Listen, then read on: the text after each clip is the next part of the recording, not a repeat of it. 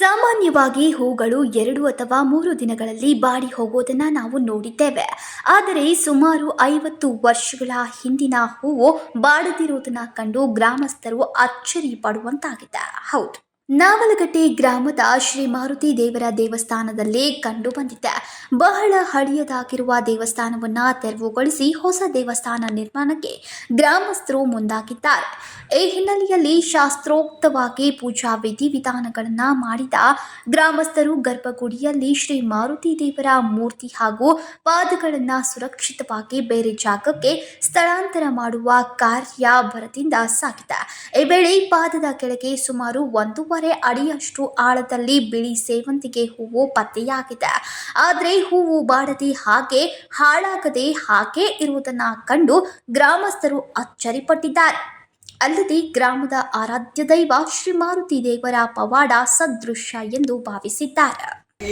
ನಾವು ಒಂದು ವರ್ಷದ ಇತಿಹಾಸದ ಗುಡಿ ಕೆಡವತ್ತಿದ್ದು ಆ ಟೈಮ್ದೊಳಗ ನಾವು 45 ವರ್ಷ ಆಗಿ ಹೊಸ ದೇವರ ಸ್ಥಾಪನೆ ಮಾಡಿ ಆ ಹೂವು ಇವತ್ತಿನವರೆಗೂ ಬಾಡದಲ್ಲೇ ಉಳಿದೈತಿ.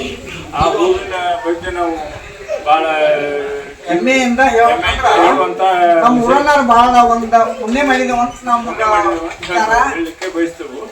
ಮತ್ತು ನಮ್ಮ ಊರಿಗೆ ಹನುಮಪ್ಪಗ ಯಾವಾಗಿದ್ರು ನಂದಾದೀಪ ಐತಿ. ಈ ದೀಪದಿಂದ ಮತ್ತು ನಂದಾದೀಪ ಶಂಖ ಇವು ಗಿರಿ ನಮ್ಗೆ ಪ್ರಮಾಣಿತರದಿಂದ ನಡೆಯುವಂಥ ಜೀವನ ಕಳಿಸಿಕೊಟ್ಟಿದ್ದವು.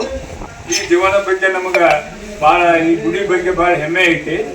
ಮತ್ತು ಈ ಗುಡಿ ಜೀವನ ಉದ್ಧಾರಕ್ಕಾಗಿ ಈ ಗುಡಿ ಕೆಡವತ್ತವು. ಇದಕ್ಕೆ ಎಲ್ಲರೂ ಪ್ರೋತ್ಸಾಹ ಮಾಡ್ಬೇಕಂತ ಹೇಳಿ ನಾನು ಒಂದು 2 ಮಾತು ಮುಗಿಸ್ತಾ ಇದ್ದೀನಿ. ಶ್ರೀ ಮಾರುತಿ ದೇವರ ಪವಾಡದ ಕುರಿತು ಹಿರಿಯರು ಮಾತನಾಡ್ತಾ ಇದ್ರು. ಅಲ್ಲದೆ ಆಗಾಗ ಪವಾಡಗಳು ನಡೀತಾನೆ ಇರ್ತಾ ಇದ್ವು. ಇದರಿಂದಾಗಿ ಈ ದೇವರ ಬಗ್ಗೆ ಗ್ರಾಮಸ್ಥರು ಭಯದ ಜೊತೆಗೆ ಶ್ರದ್ಧಾ ಭಕ್ತಿಯನ್ನ ಹೊಂದಿದ್ರು. ಇದೀಗ 50 ವರ್ಷಗಳ ಹಿಂದೆ ದೇವಸ್ಥಾನವನ್ನ ನಿರ್ಮಿಸಿ ಶ್ರೀ ವೀರಾಂಜನೇಯ ಮೂರ್ತಿ ಹಾಗೂ ಪಾದಗಳನ್ನ ಪ್ರತಿಷ್ಠಾಪಿಸುವ ಸಮಯದಲ್ಲಿ ಹೂವನ್ನ ಪಾದದ ಕೆಳಗೆ ಹಾಕಿದ್ರು. ಈಗ ಪತ್ತೆಯಾಗಿರುವ ಹೂವು ಬಾಡದೆ ಹಾಗೆ ಹಾಳಾಗದೆ ಪತ್ತೆಯಾಗಿರೋದು ಇದೀಗ ಅಚ್ಚರಿಗೆ ಕಾರಣವಾಗಿದೆ. Irangouda Patil, KMM Kannada news, Bailhongal.